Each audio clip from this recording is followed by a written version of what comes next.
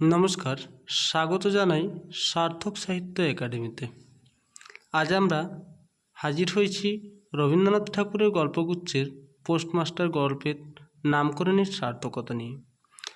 এখনও পর্যন্ত যারা আমাদের ইউটিউব চ্যানেল এবং ফেসবুক পেজ সাবস্ক্রাইব করেনি তারা সাবস্ক্রাইব করে পাশে থাকুন।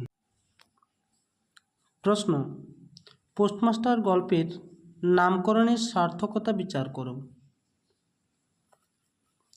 উত্তর: রবীন্দ্রনাথ ঠাকুরের ছোট গল্পগুলির মধ্যে একটি বহু আলোচিত ও বহু চর্চিত ছোট গল্প হল পোস্টমাস্টার।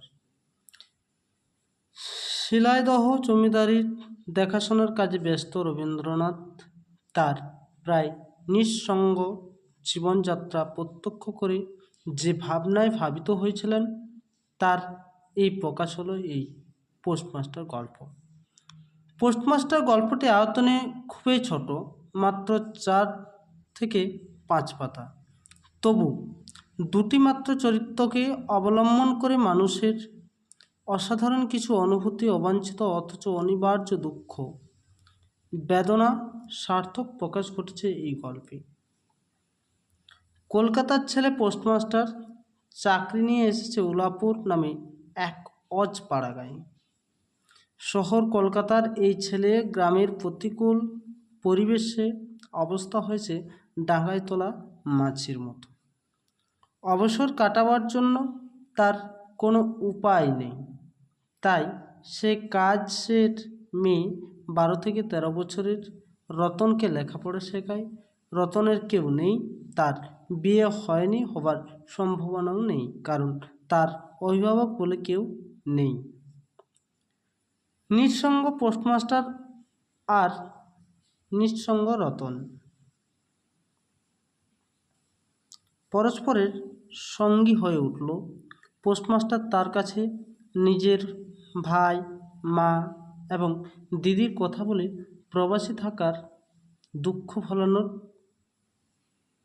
চেষ্টা করত। ফলে উহার মধ্যে একটা সহজ সরল স্নেহের সম্পর্ক গড়ে উঠল। এই সম্পর্কটা আরও ঘনিষ্ঠ হয়ে উঠল একটা ঘটনার। পোস্টমাস্টার বর্ষাকালের দিনে অসুস্থ হয়ে পড়ল। এই সময় একটুখানি সেবা পাবার জন্য পোস্টমাস্টারের যখন মায়ের কথা মনে পড়ছিল, তখন এই গ্রাম্য অশিক্ষিত মেয়েটির সেবার সমস্ত দায়িত্ব অত্যন্ত আপনজনের মতো নিজের কাঁধে তুলে নিল। লেখক বলছেন, বালিকা রতন আর বালিকা রহিল না। সে মুহূর্তে সে জননীর পদ অধিকার করিয়া বসিল। এরপর রতন বৈদ্য ডেকে আনলো, যথাসময়ে বটিকা খাওয়ালো, সারা রাত শিহরে জেগে রইল, পথ্য রেখে দিল এবং বারবার জিজ্ঞেস করল, হ্যাঁ গো দাদাবাবু, একটুখানি ভালো বোধ হচ্ছে কি?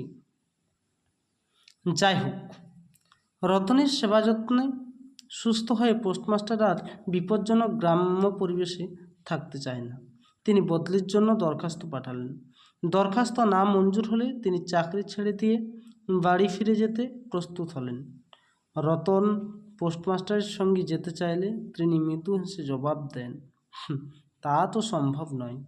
কেন সম্ভব নয় সেটা গ্রাম্য অশিক্ষিত মেয়ে রতন বুঝতে পারেনি। রতনের মুখ দেখে পোস্টমাস্টার ভাবল হয়তো ভবিষ্যৎ নিরাপত্তা ও খাওয়া পড়ার চিন্তায় রতনের এই অবস্থা। তাই তিনি রতনকে কথা দিচ্ছেন, নতুন যে পোস্টমাস্টার আসবে তাকে বলে তিনি তার ব্যবস্থা করে দেবেন। এরপর পথ খরচা বাবদ কিছু টাকা রেখে মাইনের সব টাকাটা রতনকে দিতে চেয়েছেন, কিন্তু অভিমানী রতন তা নিতে চায়নি। সে বলেছে, তোমার দুটি পায়ে পড়ি, আমার জন্য কাউকে কিছু ভাবতে হবে না। এই অভিমানের কারণ যে পোস্টমাস্টার বোঝেনি তা নয়। তিনি রতনের সব দুঃখ কষ্ট উপলব্ধি করে ইচ্ছা হলেও রতনকে নিয়ে যাননি। পৃথিবীতে কেকার এই তত্ত্বকথা চিন্তা করে নিজেকে সান্ত্বনা দিয়েছেন, আর রতন তার দাদাবাবু যদি ফিরে আসেন এই ভাবনাকে আশ্রয় করে অফিসের চারপাশে কেঁদে কেঁদে ঘুরে বেড়িয়েছে।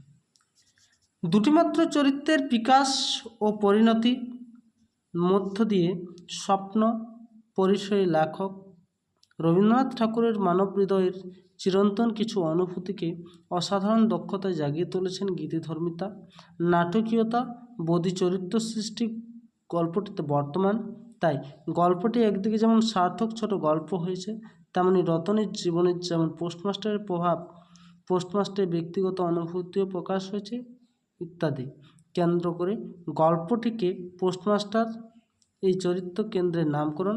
তাই এই নামকরণ সার্থক হয়েছে। ধন্যবাদ।